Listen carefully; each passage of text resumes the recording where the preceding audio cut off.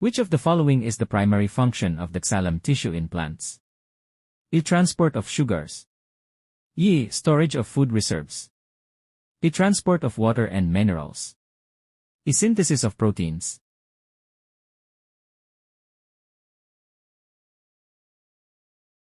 Answer.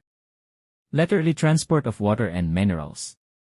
Xylem is a vascular tissue in plants responsible for the upward transport of water and dissolved minerals from the roots to the rest of the plant. Phloem, on the other hand, transports sugars, products of photosynthesis. Parenchyma cells are involved in storage, and ribosomes are responsible for protein synthesis.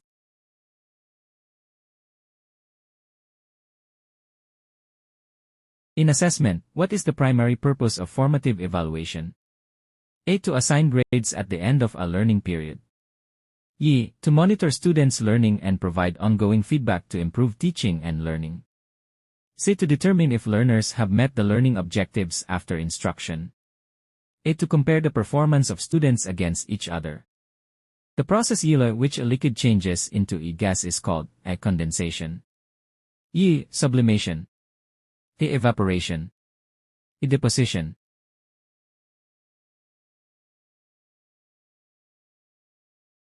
Answer. E. To monitor students' learning and provide ongoing feedback to improve teaching and learning.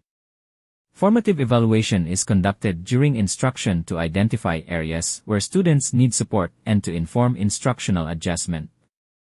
Answer. Letter A. Evaporation. Evaporation is the process where liquid changes into a gas or vapor. Condensation is the opposite process, where a gas changes into a liquid. Sublimation is the transition of a substance directly from the solid to the gas state, without passing through the liquid state. Deposition is the process where gas changes directly into solid.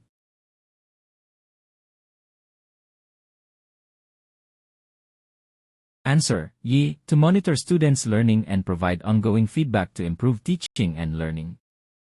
Formative evaluation is conducted during instruction to identify areas where students need support and to inform instructional adjustment. Which of the following subatomic particles is located in the nucleus of an atom and has a positive charge? A. Electron. E. Proton. A. Neutron. E. Positron.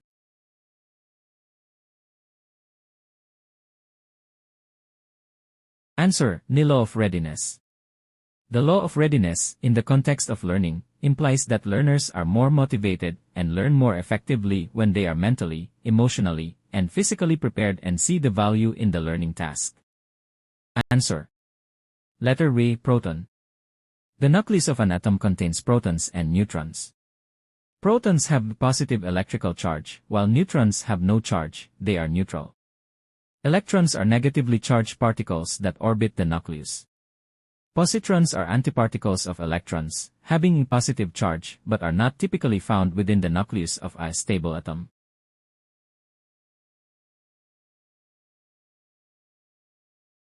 A teacher observes that a student consistently struggles with reading comprehension. Which of the following interventions is most aligned in the principles of inclusive education? A. Referring the student immediately to a special education teacher for separate instruction. E. Providing the student with the same reading materials as the rest of the class but lowering the grading criteria. Sa differentiating instruction, E. Providing varied reading materials, scaffolding strategies, and additional support within the regular classroom. A. Asking the student's parents to hire a private tutor to address the reading difficulties outside of the school.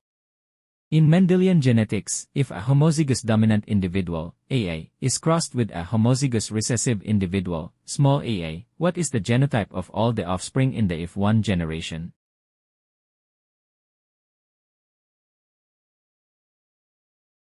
Answer. C. Differentiating instruction, ELA providing varied reading materials, scaffolding strategies, and additional support within the regular classroom. Inclusive education aims to support diverse learners within the regular classroom setting, ELA adapting teaching methods and resources to meet individual needs. Answer. Letter B. Capital and small ai.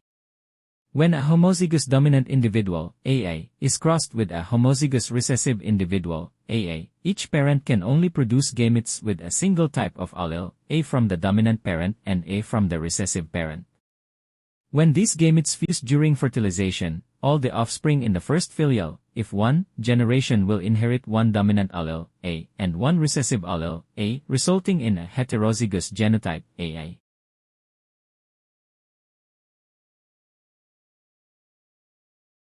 According to Piaget stages of cognitive development, at what stage do children typically develop the ability to think logically about concrete events and understand the concept of conservation? A. Sensory-motor stage.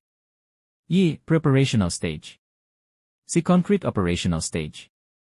E. Formal operational stage. Which of the following is a renewable source of energy? A. Coal. B. Natural gas. C. Petroleum. D. Solar energy.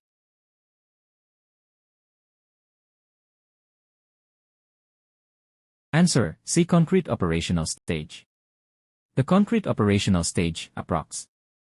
Ages 7-11, is characterized by the development of logical thinking about tangible objects and events, as well as the understanding that quantity remains the same despite changes in appearance, conservation. Answer: Letter D. Solar energy. Renewable energy sources are those that can be replenished naturally over a relatively short period. Solar energy, derived from sunlight, is a virtually inexhaustible resource. Coal, natural gas, and petroleum are fossil fuels, which are non-renewable resources formed over millions of years from the remains of ancient organisms. Their consumption rate far exceeds their rate of formation. God bless.